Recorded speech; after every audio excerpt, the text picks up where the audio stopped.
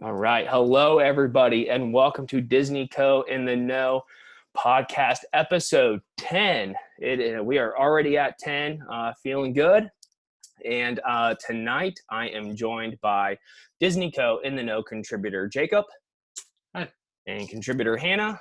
Hey, y'all. And contributor Elizabeth.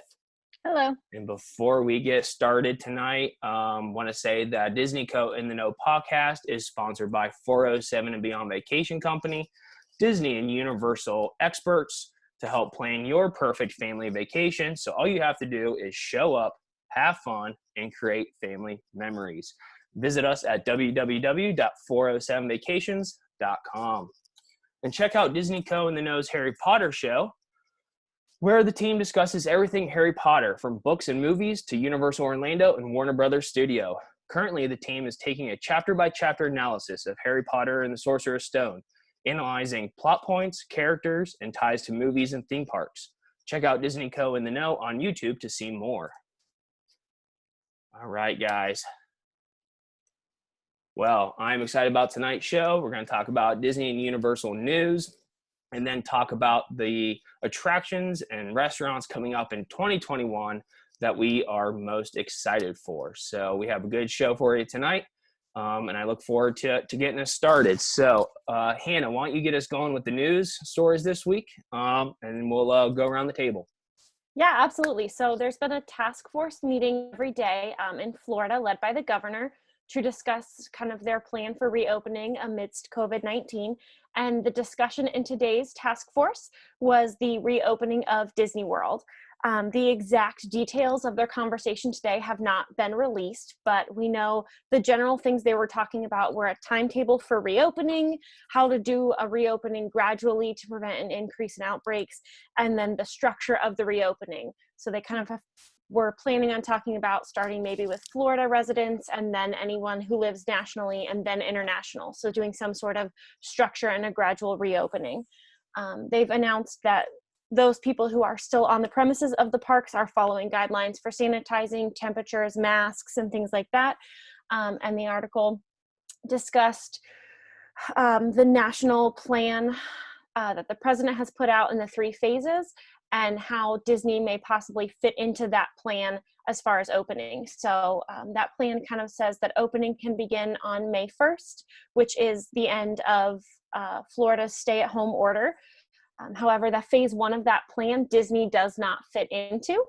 Those phases each take 2 weeks. So the earliest possible opening could be May 14th, but that is not guaranteed at all. They have not released a date at this point in which they plan to reopen.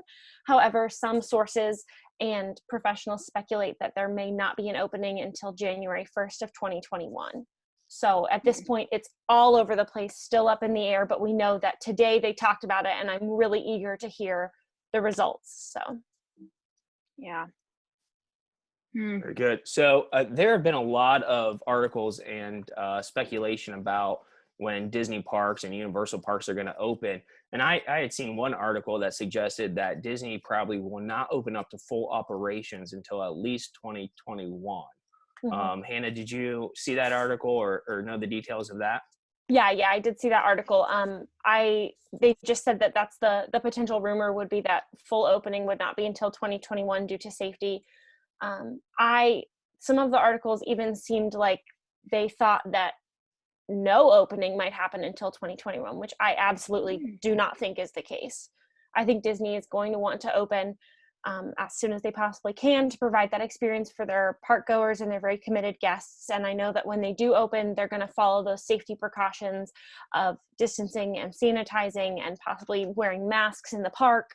And I think that following those steps, they will definitely be able to open before 2021. Yeah, I just don't see it where Disney remains closed until 2021. I mean, Disney has put out the free dining offer for guests who have had to cancel their vacation due to COVID. And as long as they're eligible, guests are able to rebook their vacation June 1st through September 30th on the free dining plan. And we've, at 407 and Beyond Vacations, we've rebooked several vacations, saved thousands of dollars. And I just don't think that all of that is going away. Now, I'm not saying that they're going to open because they have that deal or anything like that, but I just don't see a company like Disney being able to, or, not finding a way to open before 2021.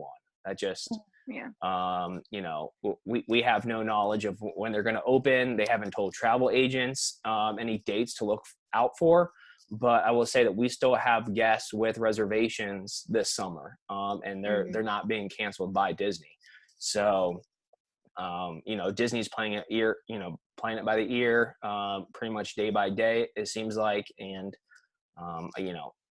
I just find it so hard to believe it's 2021. And so maybe this phased opening, as the task force, has been using or looking to implement, would make a lot of sense. Yeah, and part of phase 2 of that reopening is kind of reopening a lot of the domestic travel. And so I think that once domestic travel opens up, Disney's going to be pretty soon to hop on board and get those vacations up and running again. Yeah. Anything else on this news story, guys? No, but you made the point, Bruce, of the offer with the free dining. And then I know a few episodes ago, we had talked about the release dates for the Christmas party. So it seems kind of, crazy that they wouldn't be opening this year if they're releasing that information. So it should be interesting. And even to your point, and maybe it's contra to mine a little bit, they would still release these dates even in the unknown, just because in the case that things go back to normal quicker than anticipated. So again, the free dining or the offers and the party dates and stuff like that, that's probably just, let's keep the status quo for the future and play this thing out week by week. So but I know that we're looking forward to the parks reopening, but at the same time, just want them to open under safe circumstances, because it'd be terrible to rush back and then people get sick by going into the parks. So absolutely. I would fully anticipate that there will be some mask wearing and potential temperature taking and tape on the ground about how close you can stand to other people when the parks open in these phases. So, all right. Anything else? That's all I had. All right. Thanks, Hannah. Jake, what do you have for us this week? All right. Well, we know everyone wants to get back to the parks really bad, but I don't recommend doing it this way. On Sunday, almost got trespassing on Disneyland. The guy jumped a fence and made his way in. He was eventually caught by the Guardians of the Galaxy ride. And it's unknown what his motives were. Police suspect he was trying to steal items or something, but I don't know. I wouldn't be surprised if he just couldn't bear being away from Disneyland so long. I mean, oh my goodness. That not only takes some guts, but takes some stupidity to break into a theme park when it's closed. I mean, people are like keeping their distance at the grocery store, and to even think about, well, I'm going into an empty theme park. That's just flabbergasting. But it would be interesting, I guess, to be in California Adventure, Disneyland, any park in Disney World by yourself. That would be an interesting experience. Yeah. And of all the parks in the United States, World and Disneyland is the one that is really in like a city. Like you walk by and there's Disneyland. So I feel like if anything, this is probably the park that you could probably break into the most easiest, I guess. But it's just kind of funny that someone was doing that. And they got back pretty far into the park. I mean, like, that's a ways back. So for them to not be caught, that's pretty good. And as far as I know, I felt like there's still security and there's still some essential employees in the park. So, I mean, I can only imagine being an employee in the park going, like, who is this guy? Like, he's like not part of the crew, right? So I wonder how far he could, because the Disney parks are so big, how long it would take an employee to like fully recognize someone else as not another employee. Right. Yeah. When you may not see many other people besides the direct people you work with. So you pass somebody and you don't recognize them. It might not register right away that like that person's not supposed to be here. Yeah. And like, I wonder, to Jake's point about what his intentions were, like, nothing's operational. There's no food or No. rides. You're just like walking around. Like, Yeah, Yeah. unless he's hoping there's some merchandise or something in stock that like is left over. I don't know, or some kind yeah, of mechanical equipment. Who knows? Maybe yeah, My he just goodness. quarantine really got to him. He needed a nice stroll through yeah. the parks to reset. And maybe to Hannah's point, that we're probably assuming from the news articles that we've seen that everything was that this individual was stable. So if he's not, I hope he is able to get the help that he needs. We don't make fun of that situation, but No. just the news story about someone breaking into Disneyland was absurd this week. Yeah, Oh, that's a weird one. So, so I all right. have heard of a lot of people driving around, like at Disney World, like residents of Orlando going onto the property and just driving around and looking at the entrances. And so when I heard this story happen, like I said, I was surprised. Like it would be very easy, I feel, Disneyland to get into, but then I feel like people might start doing that of residents of Walt Disney World. They're just driving around and, hey, let me see if I can actually get in to the park. To get a little dangerous. Yeah, we certainly don't So. promote that. no. No. But all right, guys. Anything else on this news story? Mm-mm. All right, very good. Let's move on over to Elizabeth. What do you have for us this week? Okay, so Shanghai Disneyland has started doing some reopening measures, which, like Hannah noted, of all the measures that the United States is taking, it's been exciting to kind of see what Shanghai has been doing. Of course, they are in China, and this is where the coronavirus was first developed and was first noted. So for them to kind of start opening, they had closed back at the end of January. The park had, and they had on March 9th started opening like a downtown Disney atmosphere. They had opened up a few other Disney things, enrolling social distancing, but the park itself had not opened. But there has been reports of them running parades, running fireworks shows, prepping. So that's getting people excited that the park will be opening soon, and they have put up measures of tape on the ground for the 6 feet of social distancing. They've also put up barricades, it looks like, for queuing, to make sure that people are standing that 6 feet, but then also being separated by a barricade. So it looks like they have some measures starting, which as someone who's been following the news a lot with this, that seems very promising, with the COVID starting, over in China, and then the Shanghai Disney being there. So it looks pretty good. They have not come out and said anything about them having to wear face masks or taking temperatures or anything like that. It's just more precautionary measures within the park. So it's kind of what's going on there. So you mentioned that they're putting up barricades. I'm guessing that's probably to keep, because if you think about it, like a huge walkway, you can't see.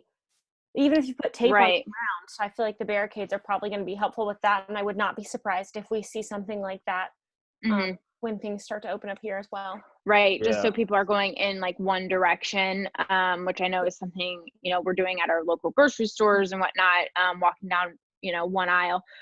So it will be interesting to see a Disney park look like that if that's the case. But I think, it makes me excited to see, them starting to put in some measures and starting to get things back up and going with the park. So yeah, I would say that we're. Go ahead, Hannah. No, you're good. Go ahead, Hannah. Did they talk about the rides at all? Like how they hadn't talked anything about the rides. No, okay.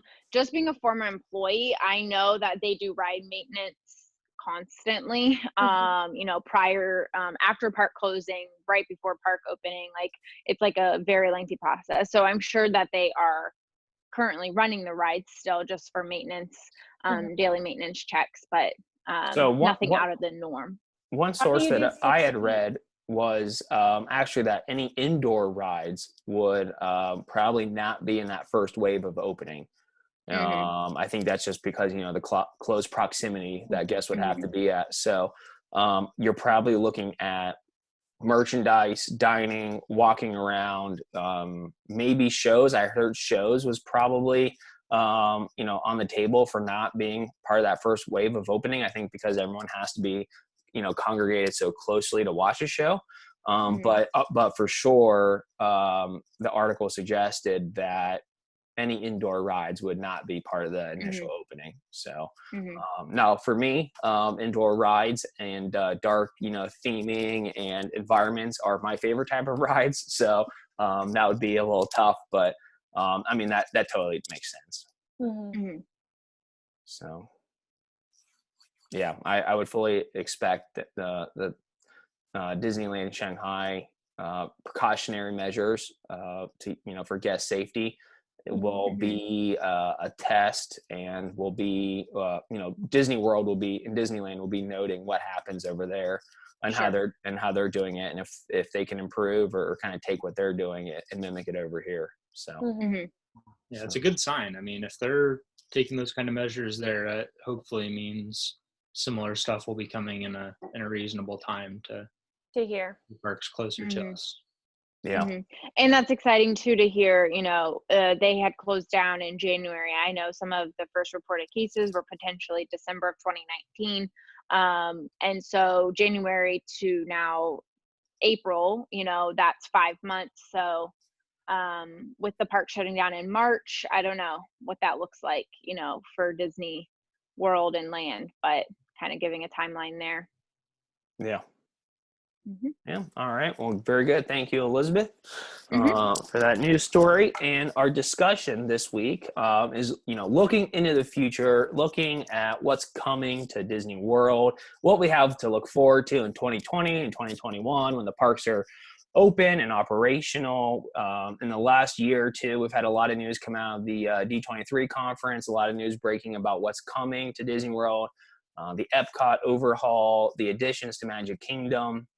And we just, piggybacking off of Star Wars Galaxy's Edge and Avatar Pandora before that, we have a lot to look forward to coming up. And so our discussion is what we are looking forward to most when these things come in 2020, 2021. And so for me, I'm looking forward to a couple of things, but one is the TRON Lightcycle Power Run roller coaster. This is already in Shanghai, Disneyland. And so this, to my knowledge, is going to be pretty much a carbon copy of the attraction they have over there. And it's going to be located behind Space Mountain. So if you are looking at Space Mountain, it'll be to the left and behind it, kind of where the gift shop is. And they've been currently, working on that walkway and working on the TRON coaster, getting it ready for 2021. And you can also get a really good view of the TRON construction over at Fantasyland when you're over by the Barnstormer and the circus tent, snacks. Over there, you can also see it. So it's kind of filling that area, that land area over on that side of the park. So I think personally that, this is going to be a huge improvement for Magic Kingdom. It seems as though the aesthetic is going to start going this way in all of Tomorrowland. Space Mountain is a great attraction. Really like it. It's kind of a classic, but I do think something a little bit more modern, something also thrilling will definitely fill a void, a little bit of a void in the park, but will also really help boost the theming of Tomorrowland. And so it already kind of matches the new Tomorrowland sign, and you can kind of see some of the paint features in Tomorrowland starting to look like this. So I think this is going to be a huge bump. Not a full big, not a huge fan of roller coasters per se, but I am really excited about what this means for Tomorrowland. So have you guys seen footage of this ride before? No, I have not.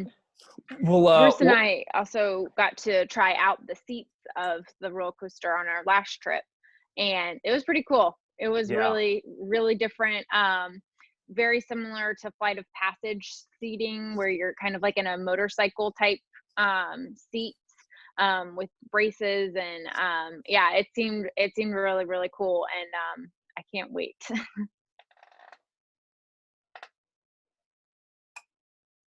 Bruce, you're muted. All right, thanks guys. The seating that's probably how I sound best, right? Muted. The attraction, the seating is a lot like Flight of Passage, like Elizabeth said, and it's like you're on the motorcycle. And so if you're claustrophobic, this is going to be a little bit tough, I think. But just check out the footage on YouTube. We'll probably put a link to that one of those videos in our comment sections below in this video. But it looks really exciting, and I do think it is going to be a huge helpful boost to Tomorrowland. So the picture that you put up there, Bruce, yeah, it looked like Space Mountain was off to the side. Yeah, actually. So is that supposed to be like a tunnel then? Like, well, this is concept art from a couple of years ago. So you can kind of see in the back where the train is. You know, when that, because right now the train is gone since it's under construction.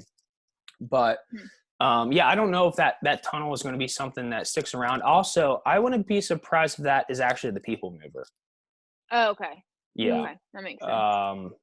So that would make sense. Okay, and then maybe that covered piece over there, they're going to start adding some of those. That would be nice in the Florida sun, to have like a cover like that. So I think that's the People Mover, and this over here is the gift shop. Oh, okay. And then you would walk under here, and then over here on this side is Fantasyland.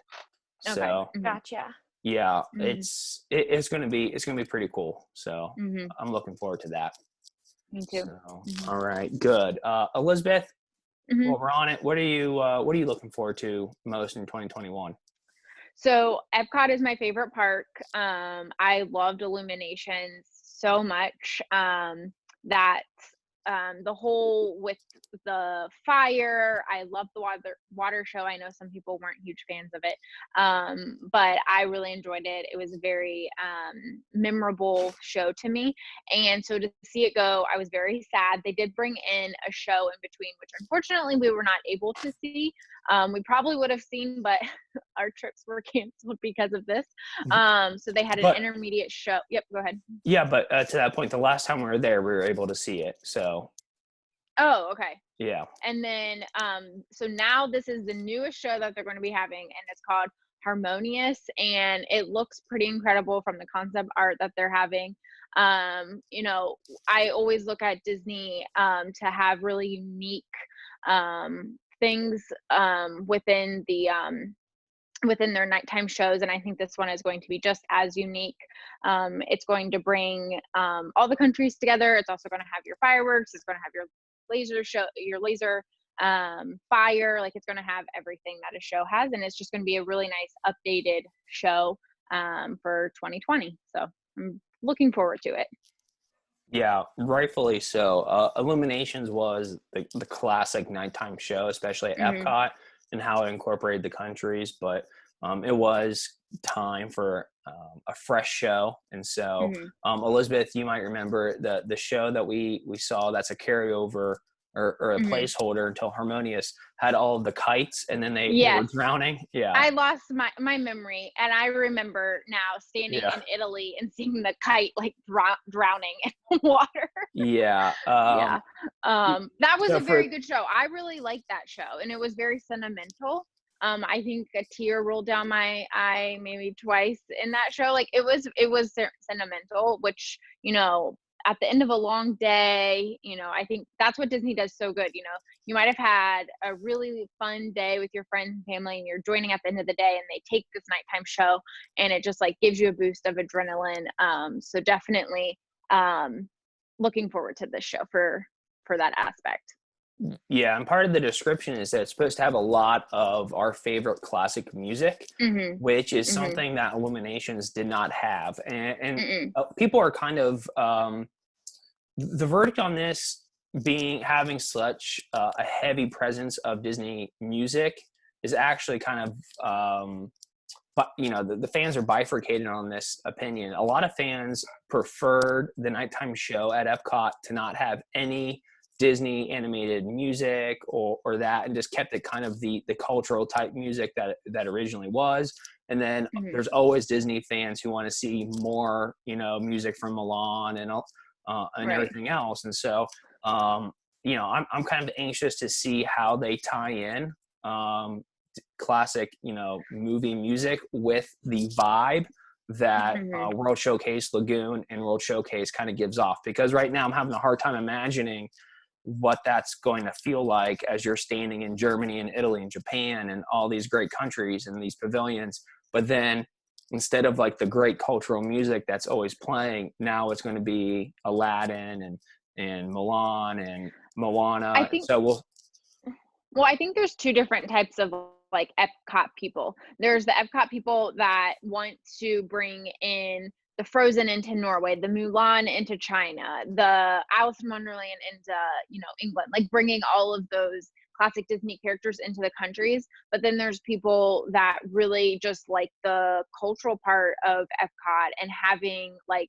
the authenticity and of the country being there, and then maybe a little hint of, some Disney aspects.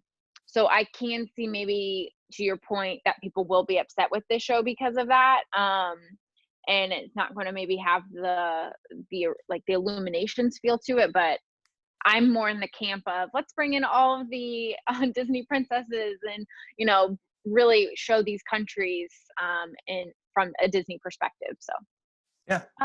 To kind of go off of that, and a question along with that is, with all the construction that they're doing in Epcot right now, are they trying to bring in more of the Disney influence and the princesses and the characters into the countries, like overall? Could that be part of introducing the music into the show this way?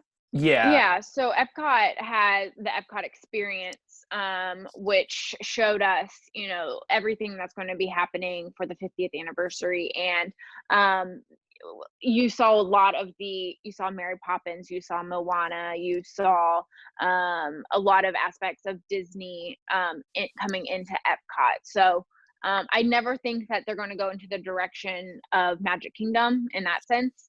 But I do think that they're going to be bringing in a lot more of the Disney characters. Right. And we're also getting Ratatouille, Remy's Adventure, and the France Pavilion. So, Mary Poppins in England, as Elizabeth said. So we're definitely getting a little bit more influence in World Showcase. So, Disney always does it right. So, I think Frozen Ever After in Norway is a fun attraction. And at first it was like, oh no. But it's been a value add to the Norway Pavilion. And so I would imagine these are going to be similar. So, all right. So, yeah. All right, Elizabeth, that's a good one. We're looking forward to that too. Hannah, what are you looking forward to? I am looking forward to the addition of the Guardians Cosmic Rewind. So there's already a Guardians ride out in California, and that's Mission Breakout. And this is not going to be the exact same ride, from my understanding. So I think it's going to be fun for them to kind of be shaking things up a little bit. But I love Guardians the movie.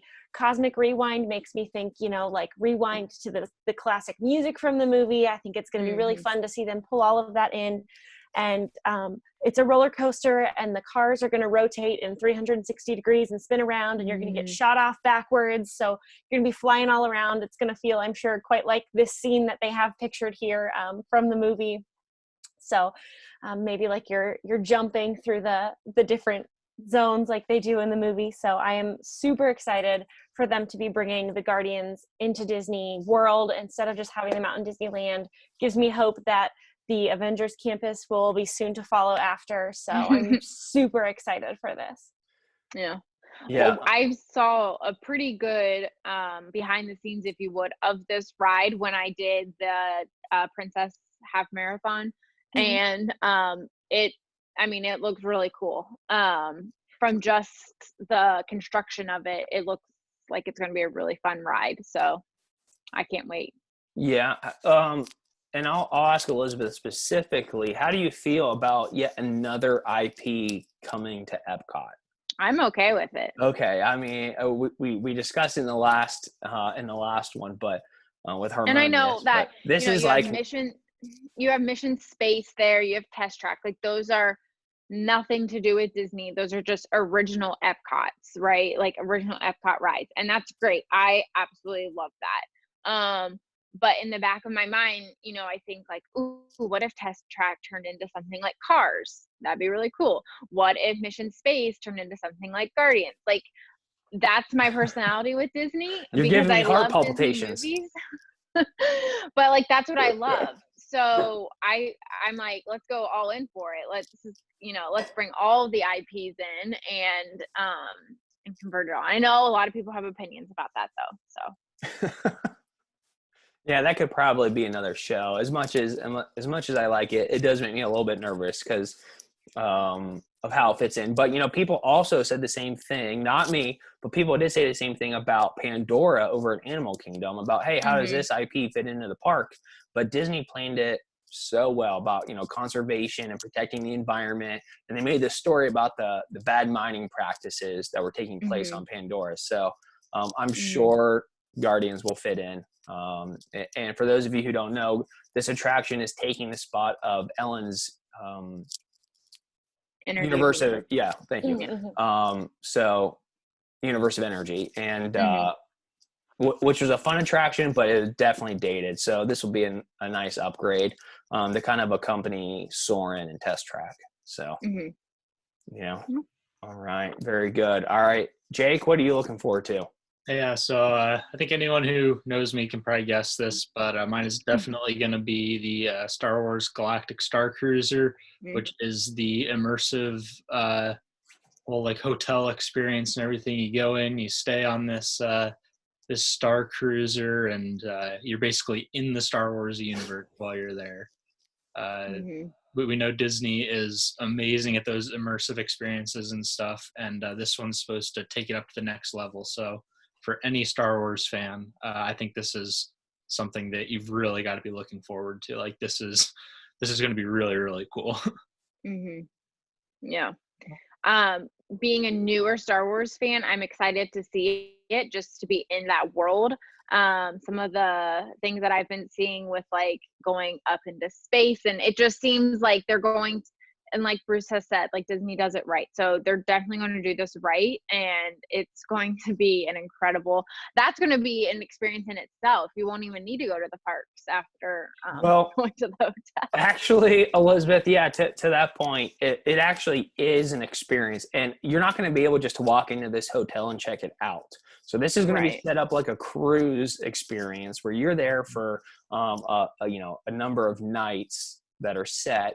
And they will transport you to Galaxy's Edge, like in a spaceship or some other vehicle, and you're going back and forth, and you actually have like a storyline or things to do at the resort, the Starcruiser. So this is nerd level 100. You're living this Star Wars experience, and the hotel and the resort is the attraction.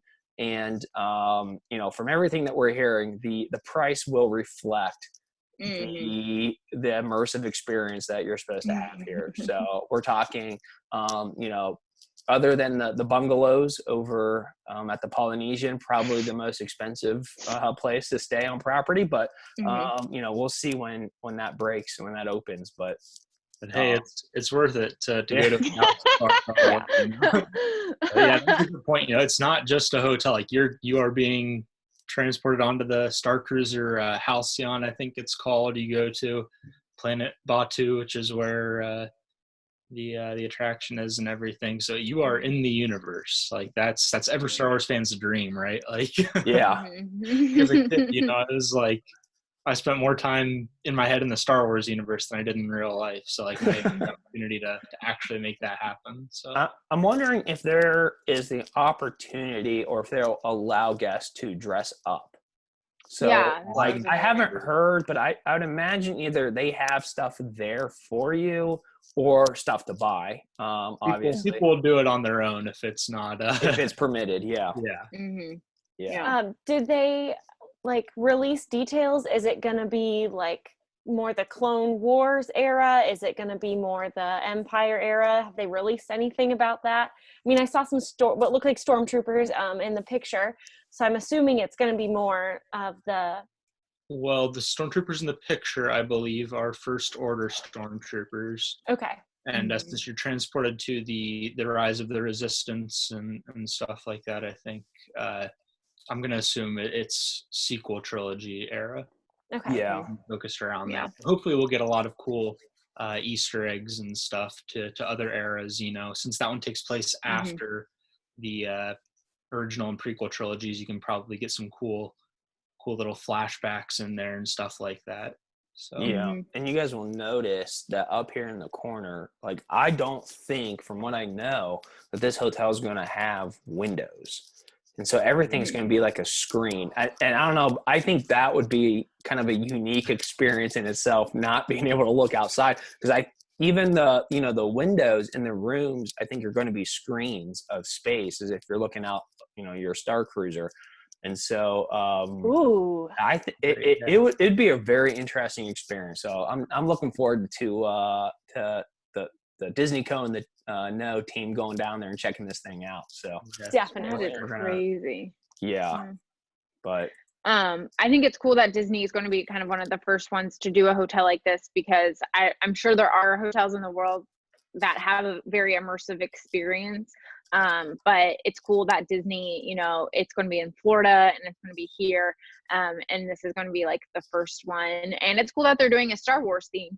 I think it's just going to set it up to, I think people are going to love it and they're going to spend the money on it because, like Jake said, like he daydreamed about Star Wars, more than reality. And people want to escape from reality, especially right now. And so, going into a hotel that is your themed of your favorite thing, I think that, and really immersive in it, I think that's going to be phenomenal. And if this does well, I think it'll be really interesting to see Universal's response. Hannah, that's where I was going. How long until we get to stay in Hogwarts? That's what I'm saying. Hogwarts. I mean, they could set up like the leaky cauldron, and you could rent rooms out of the leaky cauldron. Like they could do so you within into the Harry home. Potter universe. Yeah, I mean, yeah. Oh, can you imagine? Well, can you imagine being able to have dinner like in the Great Hall and then going up to your chamber? Like that would be superb. Could you imagine, like, and you could be sorted into a house. Yeah, like you get there and they're like, all right, time to sort the like what? That would be incredible. Yeah.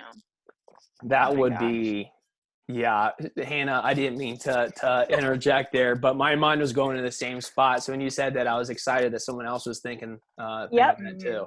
Great minds think alike. That was the first thing that popped into my head was like, after this is released, how is Universal going to counter it? Yeah, especially which they typically do. Yeah, I actually saw one Disney news source posted that Universal is plotting a gondola system. So I don't know the validity of that. I just saw one of the Disney news sources had posted that. So